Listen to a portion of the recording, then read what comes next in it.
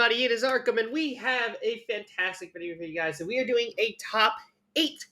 We are doing a ranking video, a top 8 on all the roller coasters in Dorney Park. I just had the wonderful opportunity to visit Dorney Park this week, and now I get to share my thoughts on the roller coasters in the park and rank them from 8 to 1. What do I think the best roller coaster at Dorney Park is?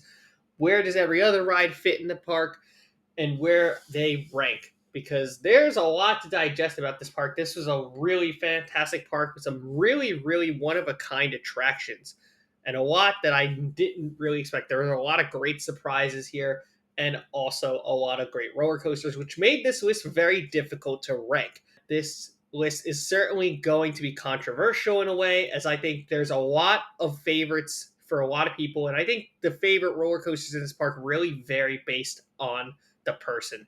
So let me know what your thoughts are on your top 8 in Dorney Park down below in the comment section. Don't forget to leave a like, comment as always, and subscribe. Now, without further ado, let's get in to the top 8.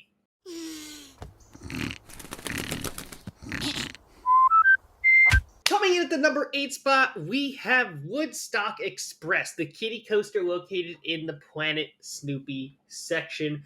It's a standard kiddie coaster layout where it's all right turns with the helix and goes around twice. It's fantastic for the little kids. It does have a 36-inch minimum height requirement, but it still is a great ride for the kids and one that the adults can join the kids on, which is always an amazing thing to see. Obviously, with a kiddie ride like this, I can't rank it any higher compared to all the other roller coasters in the park, but the kids are certainly going to love this one. Now coming in at number 7, we have Wild Mouse. This is the Wild Mouse roller coaster located right by the Wave Swinger. It's a pretty solid ride. It's definitely not my favorite Wild Mice. I've ridden quite a couple of them, and I still think Dark Knight, I think at Great Adventure, is the superior one out because it has theming, it's indoors, and it's also rather smooth. Unfortunately, I feel like this Wild Mouse is a little bit on the rougher side. The brakes are very harsh compared to other Wild Mice that I have ridden. So comparing it to others, unfortunately, this is probably the worst one. However, I think in line for roller coasters and where it could go, comparing to other rides and the trajectory of going from the less intense to more intense rides, this Wild Mouse definitely does do a good job with it. I'm a bird.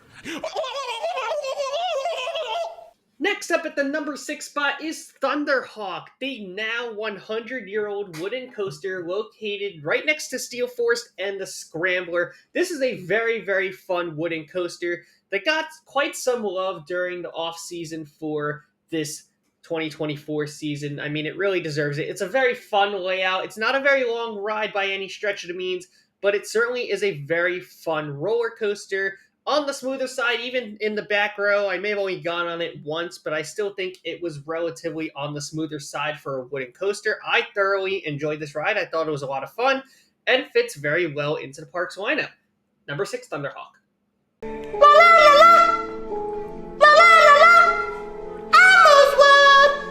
Are you okay, dude? This is where the list for me starts to get a little bit tricky. But coming in at the number 5 spot, we have Possessed, the impulse coaster by Intamin that is right in the steel yard. Wow, this is a fun ride. Fun launch coaster, fun launches throughout, great spikes, twisting up and then facing the ground straight down. It's overall a very fun ride, but for me, it's not a full, complete ride, which is why I feel like I can't put it any higher compared to the rest of the roller coasters on this list. A lot of people really do favor this ride, and I definitely give them the props.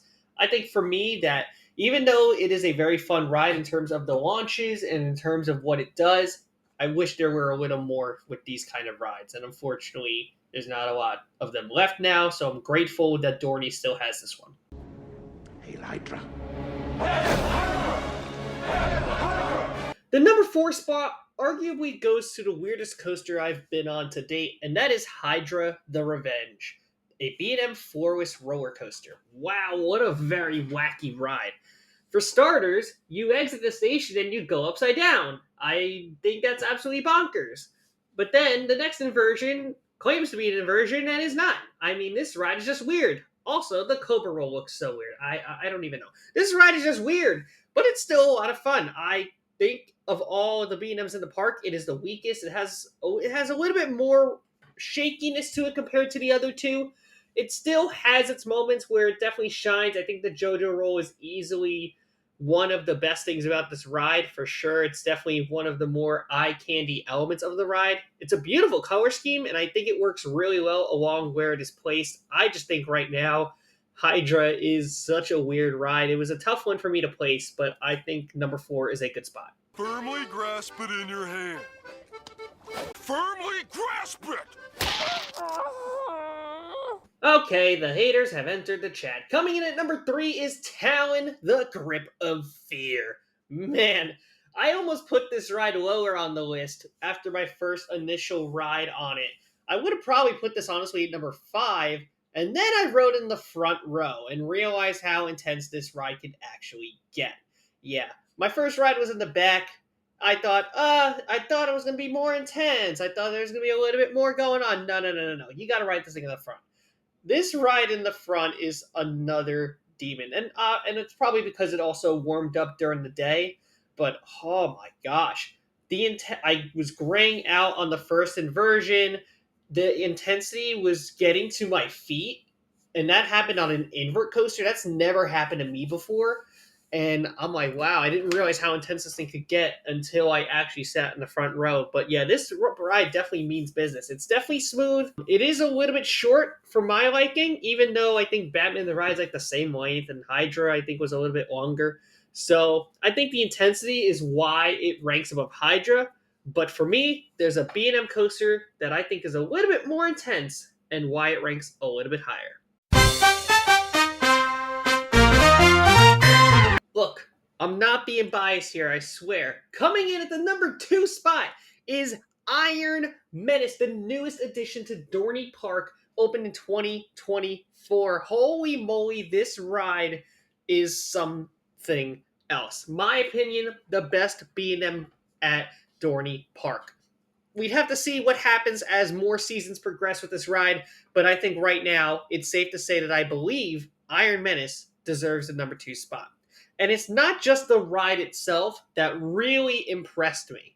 It was actually the experience throughout the ride, where it felt like the ride started not at not the station, but the queue, which is something that I've never really seen with other roller coasters before. I'm so used to going to Great Adventure and you just get in line for a ride and then you're just on the ride. But now we get to Iron Menace and you're entering this factory essentially, and you just see all like the decor from inside this factory. You see time cards, you see different decorations that sort of give off this idea of a factory, and then you're actually like going up to the physical machine, which is the story of this ride, and you're riding the machine. And the sound effects you get going up the lift hill and in the station when you return, you're just immersed. I never thought that from even just a standard amusement park like Dorney Park is. I never thought that I get to experience something like that outside of like the likes of Disney. And now having that here is unbelievable.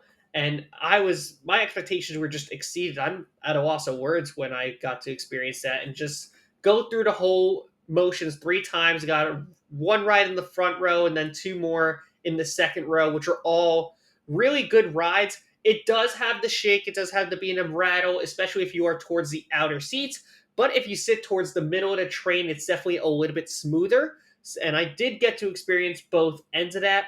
The biggest takeaway from Iron Menace and riding it was the intensity, and that's ultimately the biggest selling point for me on why I love that ride so much and placing it above Talon. Even though those 2 rides could be interchanged with one another, oh my gosh, this ride is so intense. Just about every valley is a gray out potential moment, especially going into that sideways vertical loop. Oh my gosh, you gray out, and I grayed out every single time on that element. It is crazy how fast you take that loop, and makes the argument for me anyway to say that that moment is the most intense element at Dorney Park, and that's saying something just how good this ride is in terms of intensity. You want an intense ride? You got it. Go check out Iron Menace. Is that the Grim Reaper?